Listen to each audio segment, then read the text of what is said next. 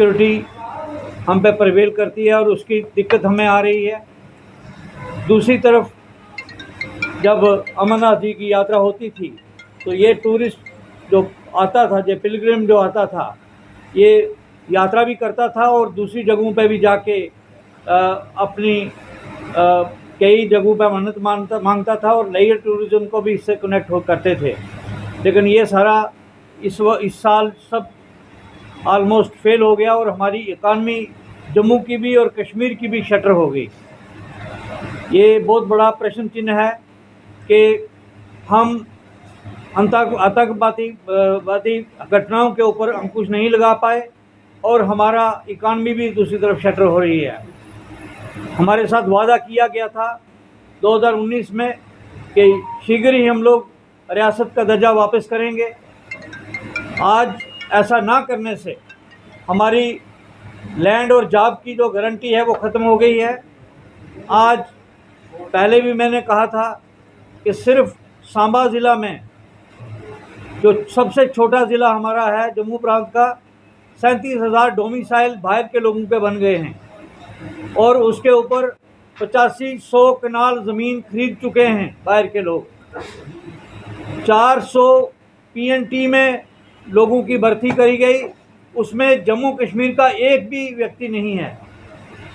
तो आज जो रीसेंट अनाउंसमेंट है कि अग्निवीर में CSF और BSF में रिजर्वेशन होगी, 10% वो अग्निवीर को देंगे।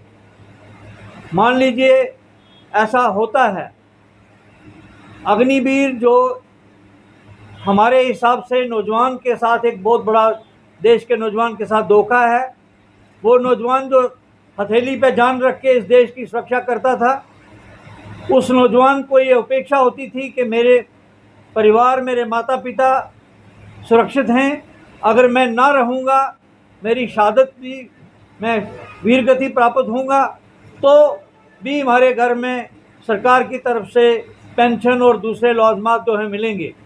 लेकिन आज अग्निवीर का गठन करके गवर्नमेंट ऑफ इंडिया ने ये बता दिया कि वो नौजवान हिंदुस्तान का जो है उसके लिए एक अनसर्टन फ्यूचर जो है वो तय करे हैं। इसी तरह मुझे याद है कि SPOs का भर्ती यहाँ हुआ, बहुत सारे SPO जहाँ बाक हो गए, हज़ारों की तादाद में वो लोग हमसे बिछड़ गए, उनके परिवार आज परेशानी में हैं, किसी ने उनकी मदद नहीं करी। अग्निवीर का भी वही हाल करने जा रहे हैं।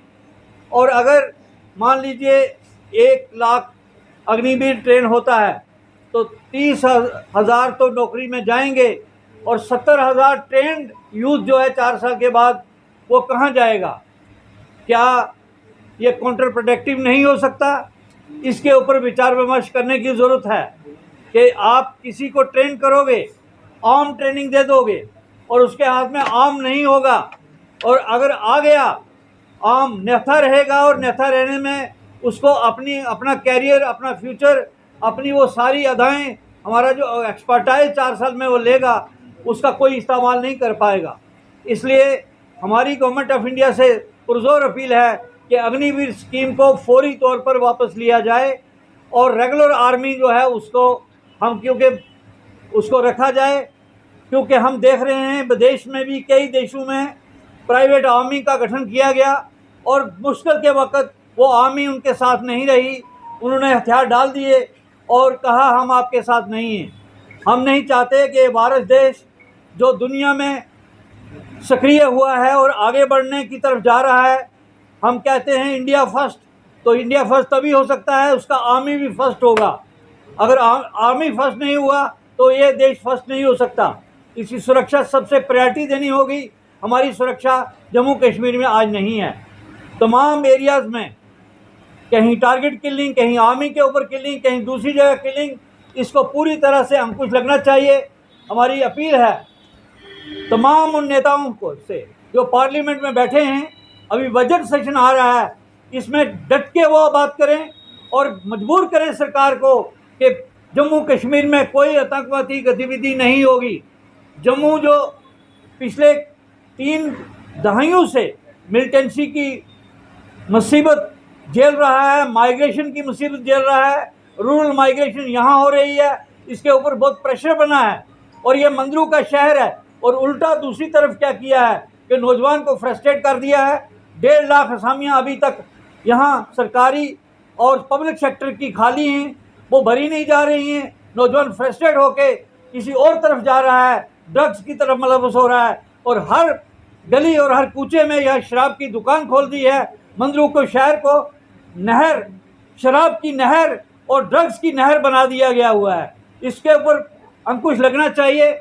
हम मांग करते हैं कि DPAP वचनबद्ध है, इसकी सरकार आएगी तो यहाँ बिल्कुल मंदिरों के शहर में कोई दुकान शराब की नहीं होगी, ना ही ड्रग पेट्रोल का यहाँ रहन बसेरा रहेगा। आज हम ये कहते हुए बड़े मायूस हैं कि मंदिरों के शहर में, इस जम्मू प्रांत में मिलिटेंसी का बढ़ जाना, ड्रग्स का बढ़ जाना खतरे से खाली नहीं है। हमारे शहर ने, हमारी पूरी प्रांत ने बॉर्डर के ऊपर, नौजवानों ने बल्कि बुजुर्गों ने भी फौज का साथ देके बॉर्डर के ऊपर पहाड़ की तरह खड़े हुए हैं और इस देश की सुरक्षा के लिए काम किया है, इसकी सालमियत के लिए काम किया है।